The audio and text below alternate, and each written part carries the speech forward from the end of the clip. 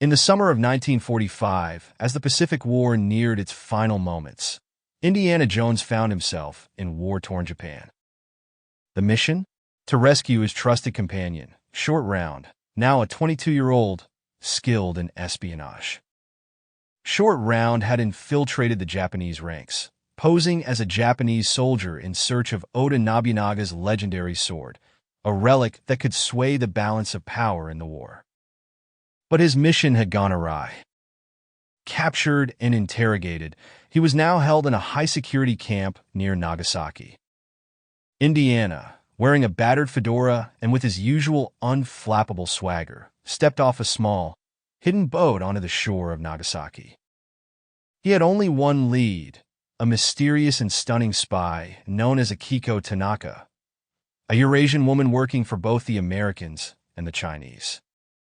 She was rumored to be ruthless, but her beauty was as legendary as her covert skills. Akiko was said to have connections deep within the Japanese military and might be Short Round's only hope. Inside a dimly lit bar, Indy met Akiko for the first time. She was poised, sharp, and immediately struck him as dangerous. Her jet-black hair framed her porcelain face, and at 170 centimeters tall, she moved with grace and purpose. Though she initially feigned disinterest, Indy's persistence and the promise of adventure brought her on board. Together, they embarked on a daring mission to find Short Round before it was too late. The Japanese authorities were closing in on the American spy, and Nagasaki was tense. As Indy and Akiko navigated the dense streets of Nagasaki under the constant threat of discovery, they pieced together the clues to Short Round's whereabouts. Akiko's insider knowledge of the military helped them slip past patrols and checkpoints, but it was clear that time was running out. They located Short Round in a heavily guarded facility outside the city, where he was being tortured for information. Indy and Akiko staged a daring night raid, taking out guards and infiltrating the compound. When Indy saw Short Round, now hardened by war and experience, bound and beaten but still defiant, he knew they had to act fast. The rescue was swift but brutal.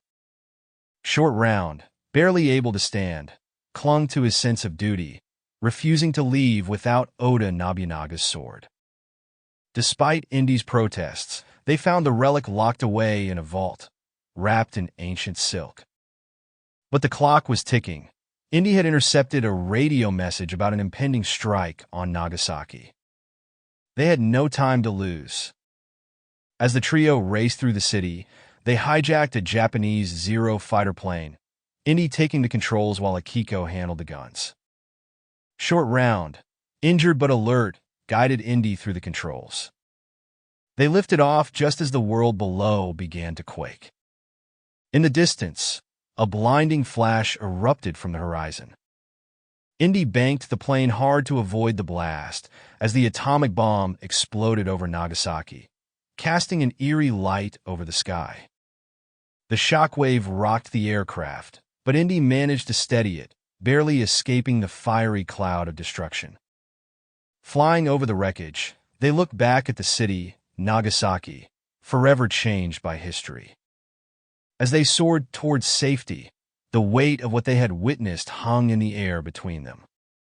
The sword of Oda Nobunaga, now resting on the floor of the cockpit, felt like a relic from another time, insignificant in the face of the devastation they had just narrowly escaped. Indy glanced at Short Round, a silent acknowledgement passing between them. War had hardened them both, but they had survived together. And Akiko, sitting stoically in the back, remained an enigma, her eyes reflecting the loss of the nation she once called home. As they flew into the setting sun, Indy knew one thing for certain.